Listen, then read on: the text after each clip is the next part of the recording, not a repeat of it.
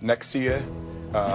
Whatever thing you have wrong in your life with them, if this might be small or big, let that shit go. Doesn't matter. It's about life and being precious with every damn second we have here. I can't imagine Los Angeles without him. He's like the mayor of Los Angeles, but almost like the spiritual mayor. It seems like a bad dream. Kobe, thank you, man. Thank you for all the memories. Dude, we got a lot of good ones. And these tears that we're crying, we're gonna miss you. The news is just devastating to everybody. I was an all-star, you feel me? Like, it's not just like my family knows the guy.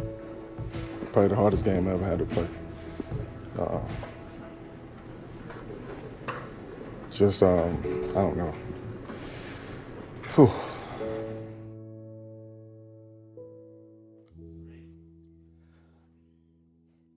And it does feel like a bad dream. Good morning, everyone. Welcome to First Take on a devastating day as the world continues to mourn the tragic death of Kobe Bryant and the victims of the helicopter crash. And let me just say, guys, I was absolutely dreading the show today. As much as I want to honor and celebrate him, I couldn't sleep last night. I heard you say that as well, Jay, and felt sick to my stomach.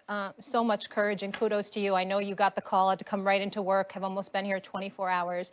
Jay Williams with us, Stephen A., and Max as well. Stephen A., I want to start with you. What's your first reactions to this tragedy?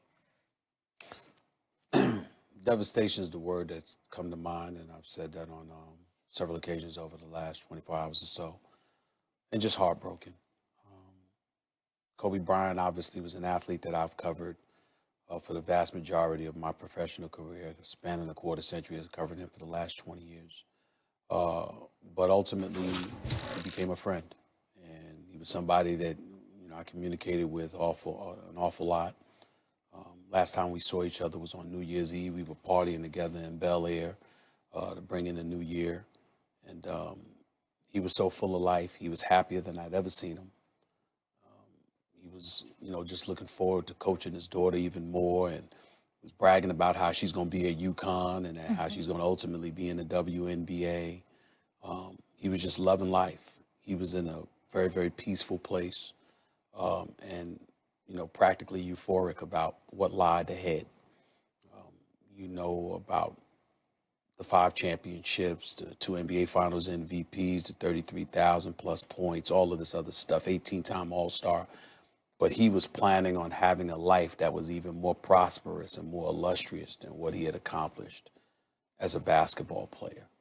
And to know that on this day, we're saying goodbye to him because of an absolutely tragic accident is bad enough and painful enough in and of itself.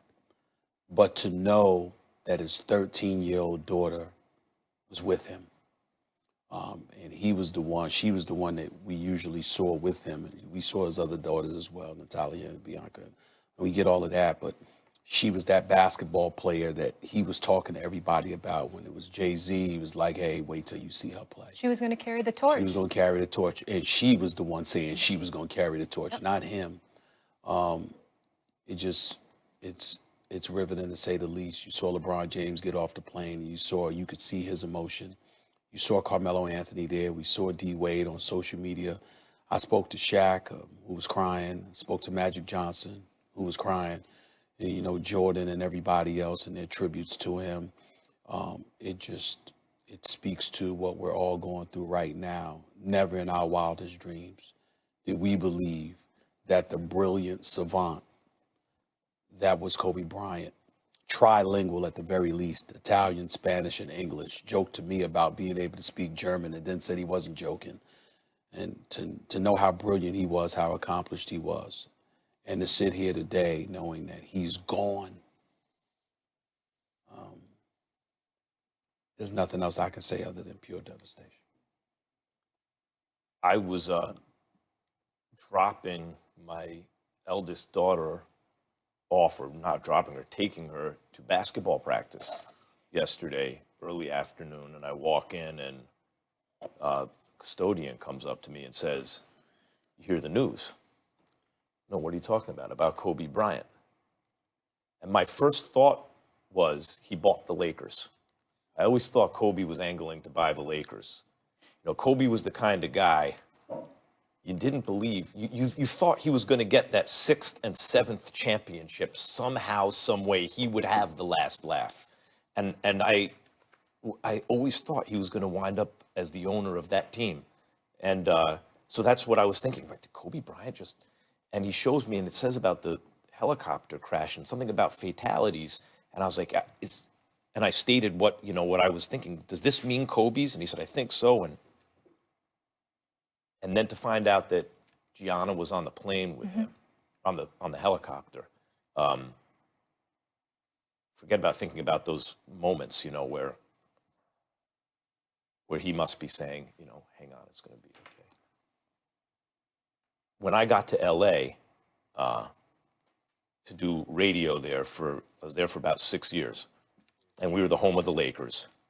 And this is right at the end of their third trip to the finals. So I had many conversations with Kobe, phone calls, and I went back and now thinking back on it, I said, he was always talking about his kids and about Gianna, about how competitive she was. And I went back through old texts, and sure enough, I'm not like suggesting it to myself, half the things you would talk about with him, and I would talk about my daughter. We both had, at the time, 2 or 3 daughters. And I would talk about my daughter, Esther, and he would, and even in the texts, even sometimes when, sometimes you text someone you think you're texting someone, but you wind up texting someone else because they were the last. And it's like, hey, I'm going to pick up this movie and that movie on the way home. He was such a family guy. And there was something about Kobe Bryant that was so present and alive and invincible that the idea that that the sun comes up today and he's not in the world seems unreal this morning. I think at this stage, I'm really angry.